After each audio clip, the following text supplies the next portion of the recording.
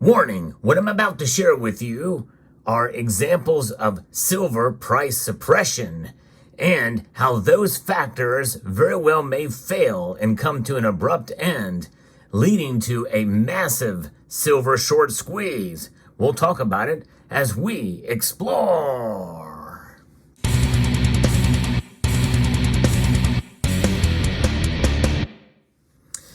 Silver price suppression, that is at the heart of two of the four factors that very well could lead to the perfect storm that will be a massive silver squeeze to the likes we've never seen before.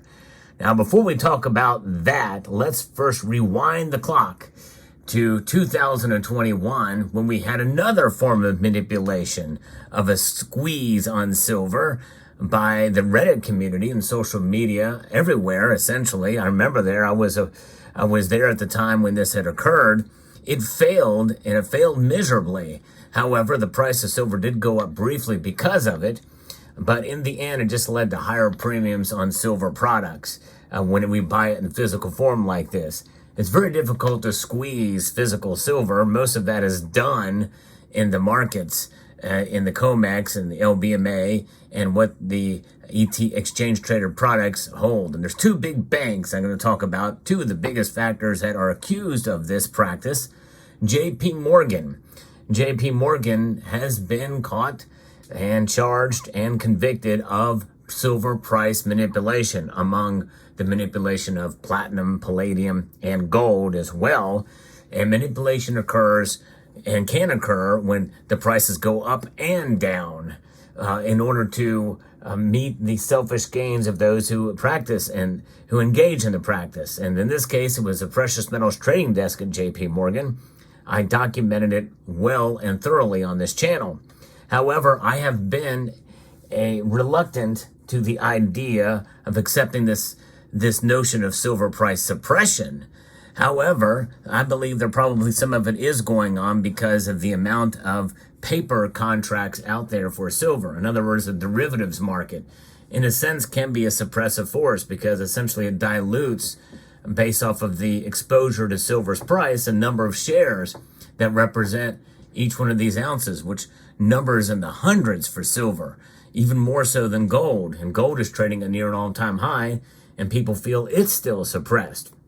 And of course, when you have many more shares and you have a cabal, in this case, the banks, well, many of them have short positions. And that is what is being discussed here. People are, I guess the best way to tell is by looking and interpreting the commitment of traders reports on where the positions lie in the silver market. And we look there are two big banks. And one of them is JP Morgan and also HSBC.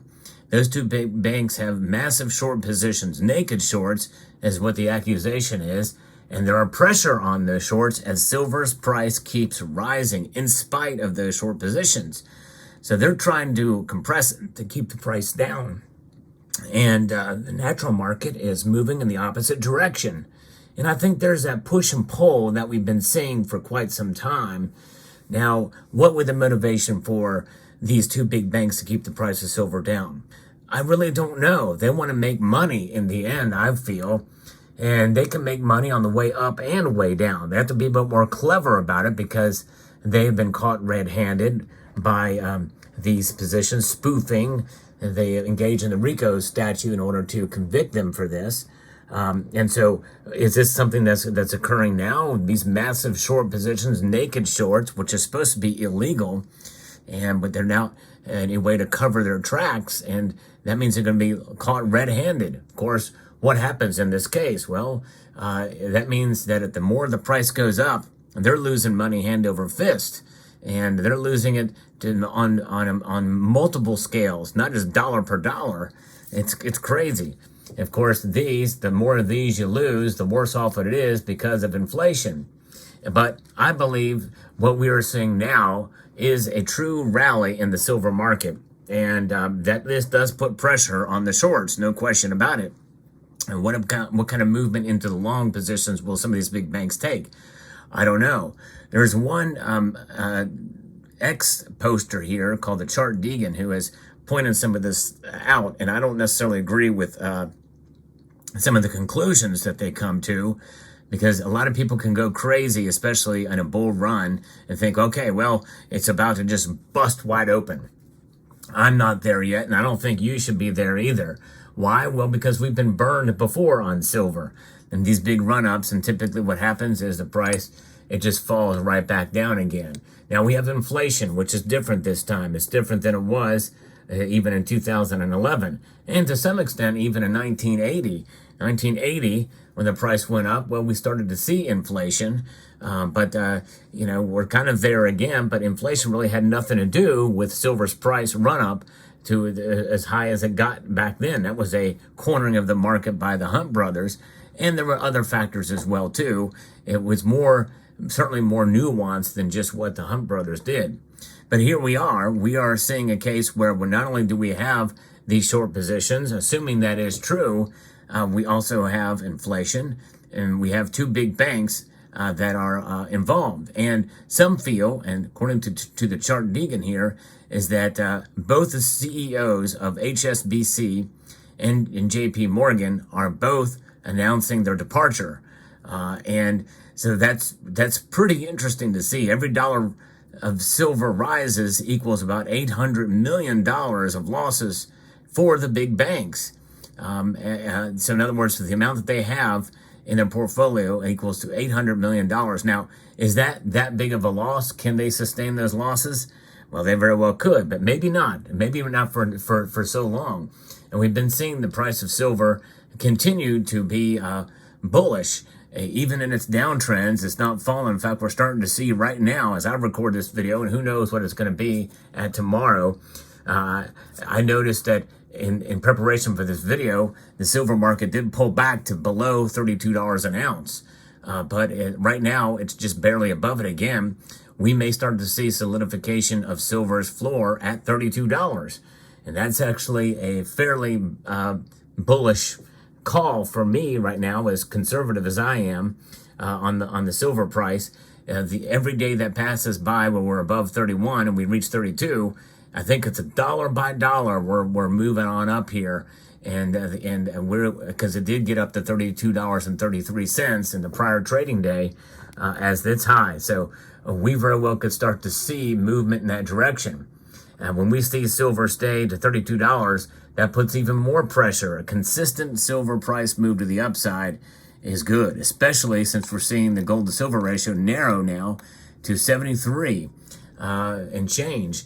So that means there's something different happening in the silver market specifically. It's not just outperforming gold on a regular basis, which typically happens. There's something else, I think, behind it.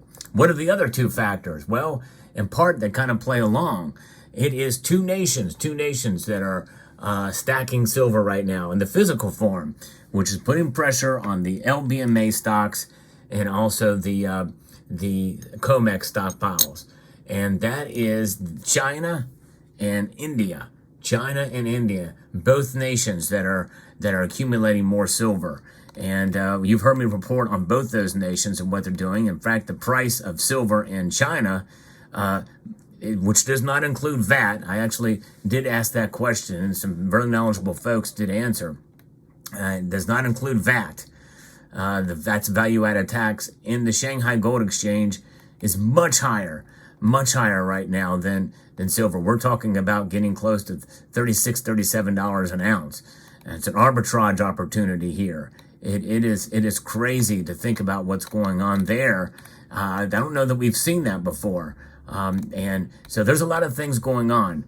And then those are just the four big things. We've got HSBC, JP Morgan, India, and China, silver demand. That is the perfect storm for a silver squeeze. That's just on the surface. Also take into account, again, inflation. Inflation, what the Federal Reserve is likely to do this year, I think the Federal Reserve will probably lower rates at least once this year.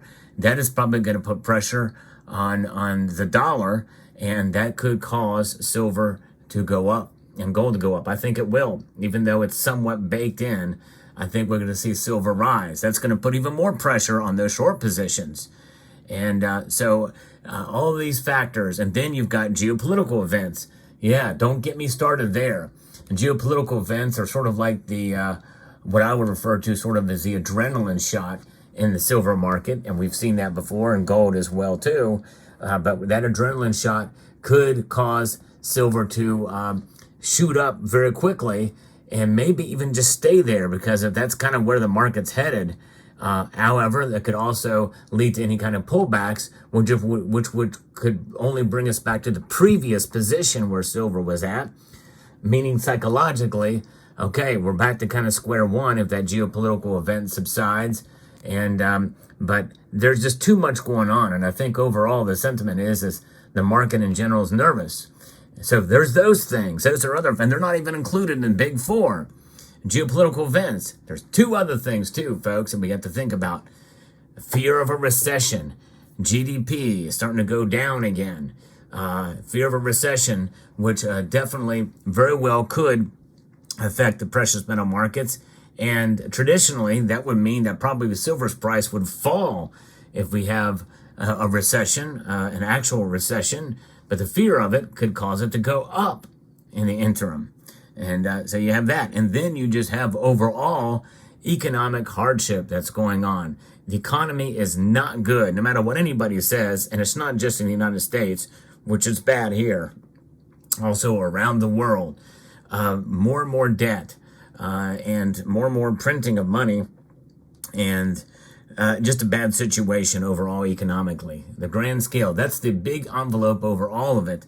The umbrella of economic of sadness, I guess, is the only word I can think of. It's not calamity yet. We're not in a depression, but it is not good.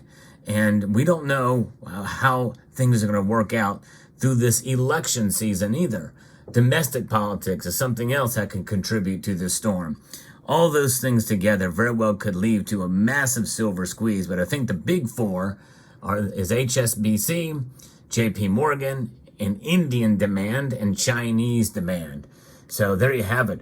Very fascinating indeed. Let me know what your thoughts are. What does a massive silver squeeze look like in terms of price? Anywhere between $50 and $500 silver, according to some of the analysts out there. I don't know. I tell you, it's hard to say. I think that likely I would guess it would be somewhere closer to the $50 mark. But certainly I think that a massive silver squeeze, an actual squeeze, which would be different than what we saw in 2011, different than what we saw in 1980, I tend to think it's going to fall at the low end of that range, if not under $50 an ounce, maybe $45 through this, because it's a natural squeeze, right? It's the natural market. And this is why I believe in the natural market. I think the natural market is much more powerful. Although I'm not discounting the possibility of what these shorts are, and again, as some people say, well, silver is the most shorted commodity on earth, and I guess it would make sense comparing its price compared to other commodities out there, compared to inflation. Let me know what your thoughts are. I'm trying to keep an open mind with regards to all of this, but I also want to be realistic. And what does being realistic mean? It means that there is chance and possibility that even though everything I said leads to a bullish account of where silver's price could be, does not mean it's going to happen. We very well could see silver indeed fall in price, and it can discourage a lot of silver stackers. But as I remind you, and have been constantly reminding you, remember, there's more to silver than just its price. Value is something that is much more important in my view. And having wealth outside of the system is what it's all about. Physical silver, hold it, stack it, and hang on. I'd like to extend a multitude of gratitude to each and every one of you for taking the time to watch, and encourage you to please rate, share, comment, and subscribe.